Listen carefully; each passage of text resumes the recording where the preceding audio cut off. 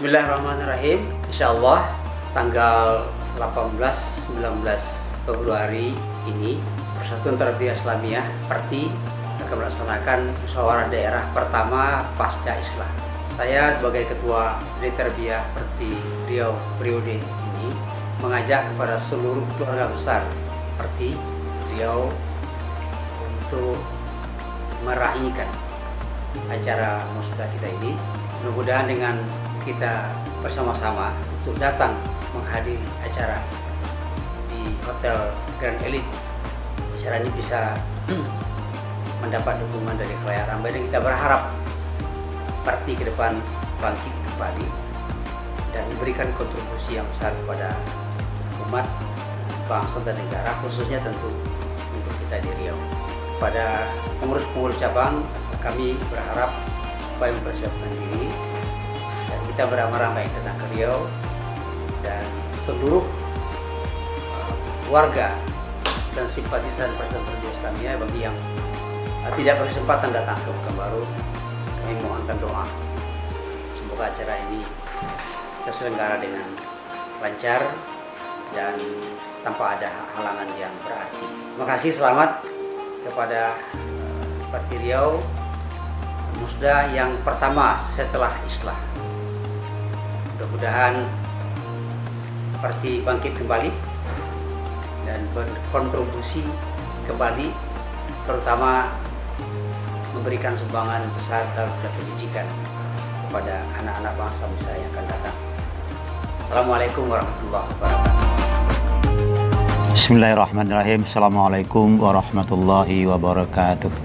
Waalaikumsalam. Syukur kita kepada Allah Subhanahu wa taala dengan mengucapkan alhamdulillahirabbil alamin. Kemudian kita rangkai dengan selawat dan salam untuk junjungan alam Nabi besar kita Muhammad sallallahu alaihi wasallam. Allahumma shalli ala sayyidina Muhammad wa ala ali sayyidina Muhammad.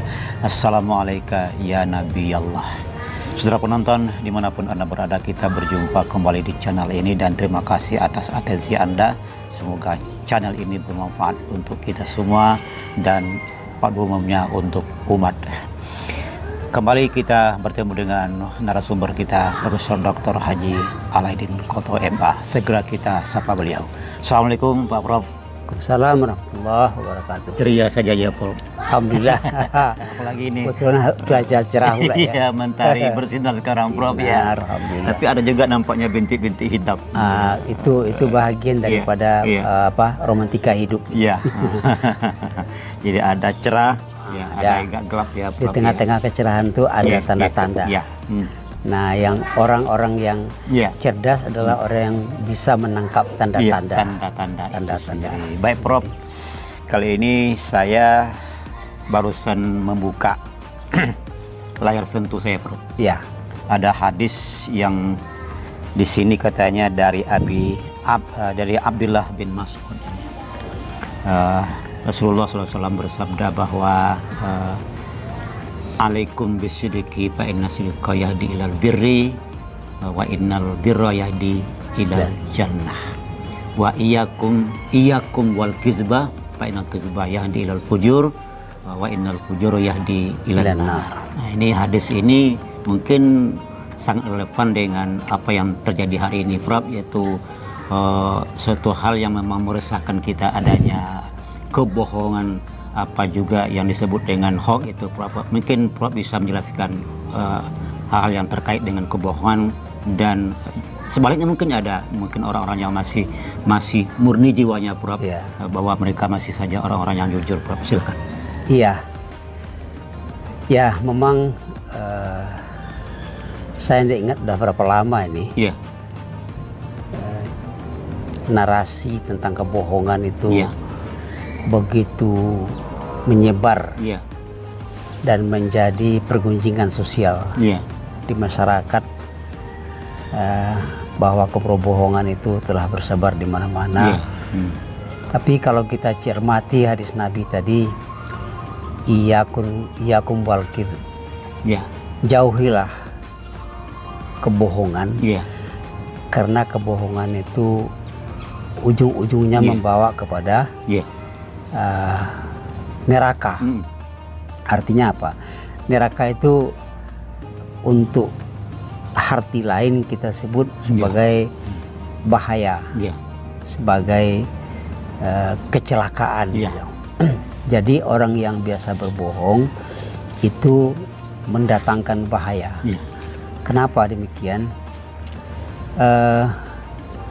Kita mengatakan juga begini, bahwa kebohongan itu laksana hewan yang beranak pinak. Kalau dia tidak dikendalikan, tidak disembelih misalnya untuk hewan itu, dia akan berkembang biak sehingga bersebarlah kebohongan. Kebohongan itu kan menutupi kebenaran. Kebenaran akhirnya kalau lama berada dalam kebohongan berarti sesat. Kalau sesat, maka itulah kebahaya. Ibarat jalan, kita menempuh jalan kepada suatu daerah, lalu kita bertanya kepada seseorang mana jalan ke Bangkinang misalnya, lalu ditunjuk ke bukan jalan ke Bangkinang, tapi arah, akibatnya sesat. Dan yang paling berbahaya lagi kalau ditunjuk jalan ke dalam jurang, kita turun itu akhirnya tenggelam ke dalam jurang. Itu makanya disebut kebohongan itu. Nah, kenapa orang bisa berbohong, mau berbohong?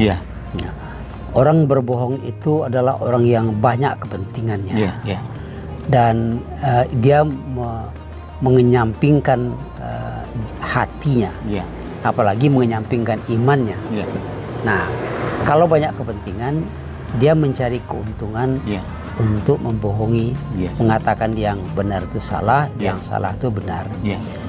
Akhir-akhir ini kita lihat bahwa kebohongan itu sudah berserak-serak di mana-mana.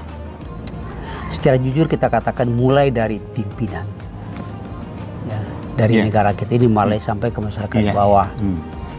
Padahal kebohongan itu membawa bahaya yang sangat besar. Apa kata Pak Hatta, kurang cerdas bisa diperbaiki dengan belajar. Tapi kalau kejujuran sulit diperbaiki. Kata Pak Hatta. Nah, kalau orang bukan kejujuran sulit berbagi, kalau tidak jujur itu sulit diperbaiki. Nah, kalau di tengah masyarakat bersebar kebohongan itu, maka yang diyakini sebagai benar adalah kesalahan. Nah, kalau kesalahan diyakini benar, maka bergelimanlah dengan kesalahan. Sementara kesalahan itu membawa kepada tadi fujur yahdi ilan nar. Nah, ini yang kita lihat di video-video misalnya. Saya pernah menengok video orang membentang sebuah jalan panjang, lalu ada ular hampir sama panjangnya dengan jalan itu, dan besarnya ular itu hampir pula samanya dengan jalan itu. Ini kan suatu kebohong. Mana ada ular seperti itu. Tetapi itu bisa menipu orang, ingin selalu menontonnya, sehingga orang itu karena itu di YouTube dia menghasilkan untung kepada dia. Nah, itu artinya pembuat kebohongan itu dia mendapatkan keuntungan duniawi dengan kebohongan itu, sementara orang diracuninya dengan cara berpikir yang salah. Nah, ini yang diingatkan Nabi, iyakum wal kizib, jauhilah perbuatan kebohongan. Kalau kita lihat kepada Al-Quran banyak sekali ayat yang mengingatkan supaya betapa besarnya bahaya bohong. Tapi kebohongan itu akhir-akhir ini banyak berjalin berkelindan dengan kehidupan politik. Maka sering dikatakan kita juga tidak memukul rata, tapi banyak orang yang akhirnya tidak percaya dengan wakil-wakilnya sendiri yang jadi politikus, tidak percaya karena kebohongan, karena bohong gitu. Ada satu anekdot ini agak menyakitkan memang, tapi saya berharap kita menyikapi anekdot ini dengan kacamata positif. Suatu ketika di suatu negeri, para wakil rakyat itu anggota DPR-nya melakukan kunjungan kunker ke suatu daerah, pakai bus besar. Nah, kemudian waktu mau balik pulang, jalannya jalan terjal, banyak jurang, bus itu jatuh. Jadi membawa wakil-wakil rakyat itu. oleh masyarakat setempat, tengok dikuburkan semua. Tuh. Tidak lama setelah itu datanglah polisi. Polisi menanya, mana korbannya? Sudah kami kubur Pak, Bapak lama betul datang. Kata masyarakat. Apakah mati semua? Kata polisi. Apa kata salah seorang kata masyarakat, Pak, ada satu yang mengaku dia masih hidup. Tapi karena dia biasa berbohong, kami tidak percaya. Kami kuburkan aja katanya. Kami tidak percaya itu bohong itu. Padahal dia mengatakan masih hidup. Itu bahaya kebohongan justru kepada orang yang bersangkutan sendiri. Itu namanya siapa yang menggali lubang, dia sendiri yang akan masuk ke lubang itu. Jadi salah satu penyebab hancurnya suatu masyarakat adalah kebohongan. Dan salah satu yang menegakkan marwah masyarakat itu adalah kejujuran, kebalikan daripada kebohongan itu. Makanya Nabi menyuruh kita berbuat jujur. Iyakum bisidq. Ya, karena kejujuran itu kemudian membawa kepada albir, perbuatan baik, kebaikan, dan kebaikan membawa kepada surga. Artinya kebalikan daripada kebohongan. Jadi, nah sekarang begini, kebohongan kalau sudah biasa itu akan menjadi kebiasaan. Lama-kelama menjadi pakaian. Nah, kalau sebohong jadi kepakaian, kemana pergi dia akan berbohong. Bahkan dia mampu membohongi diri sendiri. Nah, saya mengatakan kebohongan yang paling parah dan kebohongan yang paling tinggi itu adalah kebohongan terhadap diri sendiri. Makanya pembohong sejati adalah pembohong orang yang sampai membohongi dirinya sendiri. Misalnya begini, hatinya mengatakan jangan lakukan, sampaikan ini, tapi diingkarinya. Nah, orang seperti ini adalah pembohong yang sesungguhnya adalah. Sebaliknya juga seperti itu. Kejujuran, orang jujur, dia lama-lama terbiasa jujur lalu menjadi pakaian. Kemudian dia jujur kepada dirinya sendiri. Jujur kepada diri sendiri. Jadi kalau ketika dirinya mengatakan begini, dia akan tetap melakukan seperti ini. Nah, antara kebohongan itu ada dibungkus oleh satu yang disebut dengan pertanyaan malu. Malu. Malu dia berbuat bohong, malu kalau tidak jujur. Nah, pemalu yang sesungguhnya adalah orang yang malu terhadap dirinya sendiri. Contohnya apa? Malu dia kalau dia tidak berbuat baik. Malu dia kalau dia tidak mau bisa membantu orang yang seharusnya bisa dia bantu. Malu pada diri sendiri. Jadi antara itu adalah, di atas itu adalah malu itu. Makanya Nabi mengatakan bahwa semua agama itu punya akhlak. Akhlak Islam itu malu. Nah, kalau orang sudah terangkat malu dari dirinya, maka imannya sudah terangkat sendirinya. Itulah yang Pak Prof, saya lihat kata-kata fujur itu dia bisa masuk ke semua lini ya, Prof. Mungkin dalam bidang ideologi, dalam bidang politik, sosial, ekonomi ya. Bagaimana itu, Prof? Tadi fujur itu kan ada ya. Fujur itu apa kita artikan dalam bahasa kita itu?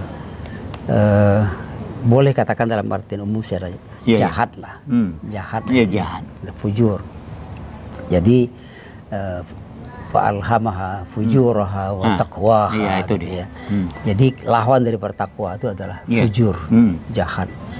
Nah, kalau fujur itu sudah masuk ke dalam semua lapisan, itu sama dengan orang yang kena kanker yang sudah menjalar ke semua tubuhnya. Bagaimana mengangkatnya fujur itu? Kalau dokter kan melalui operasi. Kalau sudah seluruh tubuh gimana? Angkat, kata orang kampung, angkat induknya. Induk fujur itu diangkat. Artinya dihabiskan satu orang itu sendiri, matilah orang itu sendiri, atau satu bangsa begitu didaur ulang. Kalau sudah sampai seperti itu, kata Nabi, kata Muhammad Hatta, kalau satu bangsa sudah tidak jujur, itu sulit memperbaikinya. Kalau tidak cerdas bisa dengan belajar. Kalau tidak cakap dalam artian gagah misalnya, bisa dengan pengalaman, dengan latihan. Tapi kalau tidak jujur, ini hilang semua. Ya, kepercayaan. Nah, kalau kepercayaan sudah hilang, kalau saya mengatakan begini, kalau kita bawa kepada bangsa kita Indonesia, bangsa kita ini kan terdiri dari ribuan suku, budaya, pulau, segala macam. Kenapa kita bisa bersatu? Karena diikat, pertama diikat oleh perasaan senasib. Yang kedua, perasaan senasib itu diikat oleh kepercayaan. Kepercayaan. Nah, kepercayaan inilah yang mengikat kita. Nah, kalau orang sudah tidak jujur, kepercayaan itu hilang. Kepercayaan itu hilang. Misalnya pemimpin tidak jujur, pemimpin hilang kepercayaan, rakyat hilang kepercayaan kepada pemimpin, maka kekuatan persatuan itu putus. Kalau kekuatan persatuan terputus, maka berserak-seraklah negara yang terdiri dari berbagai macam ribuan suku dan pulau dan adat budaya ini. Jadi segala sesuatu yang terkait dengan masalah kepujuran tadi, Prof. Nah, tentu lawannya adalah kebenaran. Kalau misalnya orang itu benar dari awal, ya kan, dia nanti ujungnya dia akan menjadi orang yang berbahagia, baik secara lahiriah maupun batinnya. Artinya orang yang jujur itu tidak ada tekanan batinnya, tidak ada ya. Sebaliknya juga orang-orang yang tidak jujur, yang memang berbuat bohong itu mungkin menjadi pekerjaannya, itu seperti apa secara psikologis itu, Prof? Jadi saya katakan tadi, kebohongan itu tidak hanya menyiksa orang, merugikan orang, tapi diri sendiri. Kenapa? Karena untuk membela kebohongan yang dia lakukan, dia harus berbuat bohong yang lagi, bohong-bohong berikut. Nah, itu sebenarnya dia sudah berbuat fujur pada dirinya. Makanya janganlah kamu sampai menzalimi diri kamu sendiri. Berbuat bohong itu menzalimi diri. Kenapa? Menyiksa batin sendiri. Nah, kecuali bagi orang yang memang sudah tertutup mata batinnya. Nah, itu ghisawah dalam Al-Quran. Fi qulubihim maradun fazadahumullahu maradan falahum ghisawatun. Jadi hati mereka itu sudah tertutup. Nah, kalau hati yang sudah tertutup itu tidak ada yang akan membukanya kecuali Allah saja lagi. Jadi istilah kabel itu sudah putus ya. Sudah putus. Dalam itu ada kabel. Jadi kabel kejujuran itu sudah tidak ada ya, Prof ya. Sudah putus habis gitu ya. Nah, tadi bahayanya apa? Sekali kita tidak jujur, kata orang tua, sekali lancung ke ujian, seumur hidup percaya. Bayangkan, kalau yang tidak jujur itu pemimpin, maka rakyat hilang kepercayaan.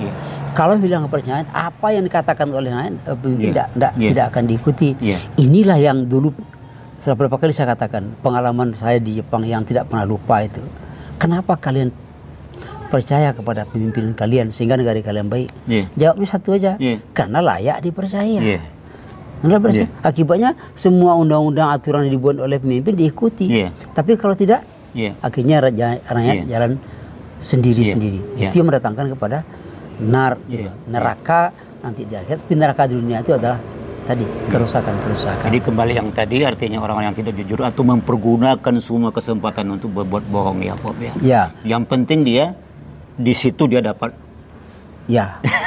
Tadi orang bohong itu punya kepentingan besar untuk melindungi kejahatan yang ada dalam pikirannya.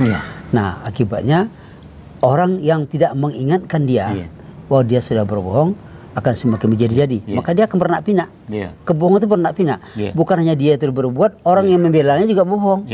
Jadi kan misalnya saya berbuat bohong, Ustadz Wakisman teman saya, sudah jelas saya salah, dibenarkan, dikatakan kepada orang lain, katakan enggak, bukan begitu kata Prof Khalidin. Apa bohong pula?